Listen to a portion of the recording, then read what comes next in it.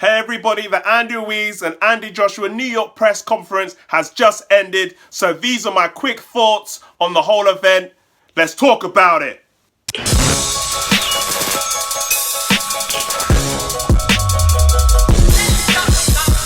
Hey everybody, this is Mike from Edge 50 TV talking about boxing. If you're watching this channel for the first time, hit that subscribe button and that like button, as I'll be posting more videos like this on the regular.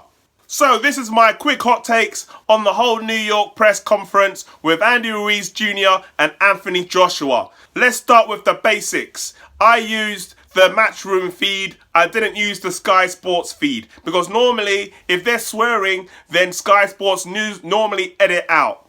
But I prefer the Matchroom because if there is swearing, then Matchroom will normally keep the swearing on their feed. Does it make a difference? Well, it does in the contents of what's happening. If a ruckus does happen, which is unlikely, but if it did, then I want to hear everything what's being said. I don't want to hear no editing and silence or anything like that. I want to hear the whole event of what's happening in that event. Now, the Matchroom feed had was a mixture of DAZN and Matchroom. So basically, they had the DAZN people on their Matchroom feed. So they had Todd Grisham and they had Chris Mannix doing the hosting duties on there, which I liked. The good thing I liked about this event, rather than the previous one, is that they didn't have too much commentary prior. Obviously, it was in Saudi Arabia, so they couldn't do as much work as they did in the New York press conference. However, I liked the overall presentation of the whole, that side of things, the pre-event, so to speak. They were talking about the history of the Andy Ruiz and Anthony Joshua, how the rematch came to be, how Andy Ruiz's life has changed. You know, he went and saw the Mexican president. He was on an American TV show. His life has changed around a lot since then. And he's got a lot more commercial deals since then. His social media presence, his Instagram alone has skyrocketed all the way to the heavens. I think he had 50,000 when he first started. And all of a sudden now he's got over 1 million, 1.1 million, the latest that I saw as of yesterday. So all it was doing was explaining the dramatic change in Andy Ruiz's life since that win, which I liked. It helped build the narrative. It helped build the story of the whole fight, and it also builds anticipation. So anybody who hasn't seen Anthony Joshua and Andy Ruiz fight before, they get up to speed of what's happening. So I like that whole process of what they were doing there. Now let's talk about the stage. The stage was a normal stage. I mean, if you're comparing it to Saudi Arabia was a dramatic stage. It was a grand stage. And I think that's because Saudi Arabia needs to make a splash. And let's face facts, those sheiks, they got a lot of billions, you get me? They got a lot of billions in the bank. So obviously they can afford to splash out on more lavish stuff. But the press conference itself, the event, looked very good. It looked packed to the rafters. It just shows that there's a lot of interest in Andy Ruiz and Anthony Joshua. Going into the actual conversation itself, obviously you have Eddie Hearn talking his usual, spiel, talking about how this is the best event. You know, the usual spiel that Eddie Hearn does, talking about that. What was interesting, he spoke about KSI. He talked about the difficulties in what was happening in that fight, and it looks like from what Eddie Hearn was saying was that the biggest difficulty in regards to getting that fight over the line was in regards to Headgear. It looks like KSI wanted Headgear, but Eddie Hearn said no Headgear, and it looked like it was a little bit of a discussion point in regards to that aspect, which was interesting.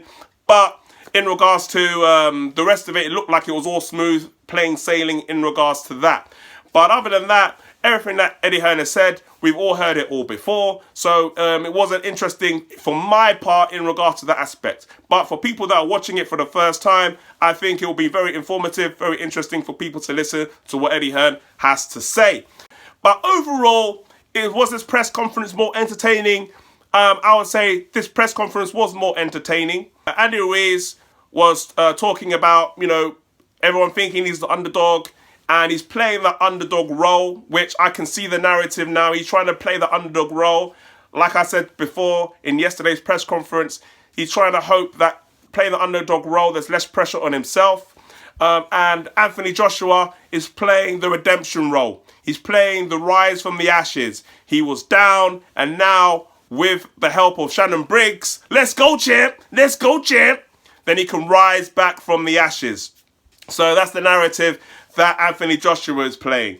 Now, one thing I noticed, looking at the face-off, that Anthony Joshua looks like he means business. There's no joke from Anthony Joshua based on that face-off, that face-to-face.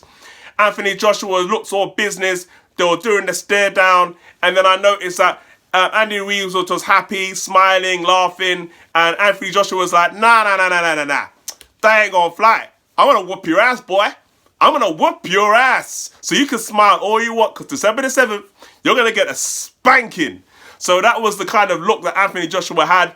He weren't joking. He ain't no joke. Anthony Joshua looks like he's serious. He looks like he ain't messing around. He looks like he wants those belts back, and that's the hunger.